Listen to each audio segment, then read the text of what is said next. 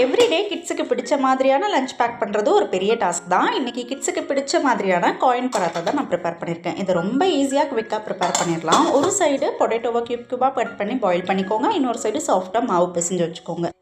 Boil பண்ண பொட்டேட்டோவில் உங்கள் ஃப்ளேவருக்கு தகுந்த மாதிரியான மசாலாலாம் ஆட் பண்ணிக்கோங்க. நான் இன்றைக்கி டர்மரிக் பவுடர், சில்லி பவுடர், தனியா பவுடர், கரம் மசாலா, அதுக்கப்புறமா கொஞ்சமாக பெப்பர் பவுடர் ஆட் பண்ணியிருக்கேன். உங்களுக்கு சாட் மசாலா பிடிக்கும் அப்படின்னாலும் நீங்கள் அது கூட சேர்த்துக்கலாம். கூட கொஞ்சம் சால்ட் சேர்த்து நல்லா மேஷ் பண்ணி நல்லா இதை மிக்ஸ் பண்ணி வச்சுக்கோங்க.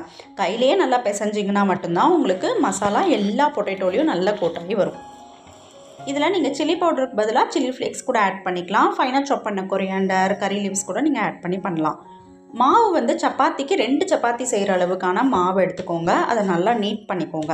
எந்த அளவுக்கு நீட் பண்ணணும்னா சப்பாத்தி மாதிரி தின்னாக இருக்கக்கூடாது. பூரியை விட கொஞ்சம் திக்காகவே நீட் பண்ணிக்கோங்க. இப்போ கீழே கொஞ்சம் மாவை டெஸ்ட் பண்ணிவிட்டு அந்த சப்பாத்தியை மேலே போட்டுட்டு இப்போ நம்ம ரெடி பண்ணி வச்சுருக்கிற அந்த ஸ்டஃபிங் இருக்கு இல்லையா, அதை வந்து நல்லா ஸ்ப்ரெட் பண்ணி விட்டுக்கோங்க. ஸ்டஃபிங் வந்து கொஞ்சம் அதிகமாகவே ஸ்ப்ரெட் பண்ணிக்கோங்க. அப்போ தான் சாப்பிடும் போதும் டேஸ்ட் நல்லாயிருக்கும். இப்போ நான் வீடியோவில் காட்டுற மாதிரி நீங்கள் ஈவனாக நல்லா ரோல் பண்ணிக்கோங்க. கொஞ்சம் டைட்டாக ரோல் பண்ணிவிடுங்க. அதுக்கப்புறமா கொஞ்சம் மேலே மாவை டெஸ்ட் பண்ணிவிட்டு உங்களுக்கு எந்த சைஸில் காயின் பராத்தா வேணுமோ அந்த அளவுக்கு ஷேப்ஸை கட் பண்ணிக்கோங்க.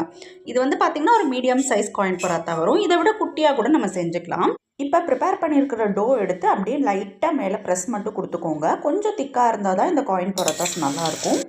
பேனில் ஆயில் ஆர் பட்டர் க்ரீஸ் பண்ணிவிட்டு இதை அப்படியே ப்ளேஸ் பண்ணிக்கோங்க. இதை கொஞ்சம் ஒரு 5 மினிட்ஸ் 2 சைடுமே கிறிஸ்பியாக குக் பண்ணி எடுத்தால் தான் கடித்து சாப்பிடும்போது ரொம்பவே டேஸ்ட்டாக இருக்கும்.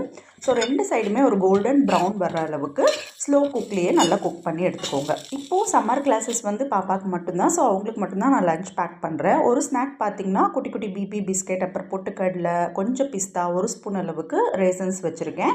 ஃபஸ்ட்டு ஸ்நாக்காக 4 ப்ளம் அண்ட் கொஞ்சம் கிரேப்ஸையும் வாஷ் பண்ணி வச்சுருக்கேன். எவ்ரிடே இந்த 3 பாக்ஸையும் ஹெல்த்தியாக கிட்ஸுக்கு பேக் பண்ணுறது ஒரு பெரிய வேலையாக இருக்குது. அது பசங்களுக்கு பிடிச்ச மாதிரியும் இருக்கணும், கொஞ்சம் டிஃப்ரெண்ட்டாகவும் இருக்கணும். ஸோ உங்களுக்கு ஏதாவது இந்த மாதிரி ரெசிபிஸ் தெரிஞ்சிருந்ததுன்னா கமெண்ட் செக்ஷனில் போடுங்க. எல்லாருக்குமே யூஸ்ஃபுல்லாக இருக்கும். நானும் ட்ரை பண்ணி பார்க்குறேன். இந்த வீடியோ கொஞ்சம் லென்த்தியாக தான் போகுது. நீங்கள் பிடிக்கலைன்னா தாராளமாக ஸ்கிப் பண்ணிக்கலாம். ஸோ பாப்பாவை ஸ்கூலில் விட்டுட்டு வந்து வீட்டில் சாமி கும்பிட்டு பூஜையும் பண்ணிட்டேன். எனக்கு இன்றைக்கி வந்து ஜெர்மன் கிளாஸ் இருக்குது. ஸோ சீக்கிரமாக கிளம்பணும்.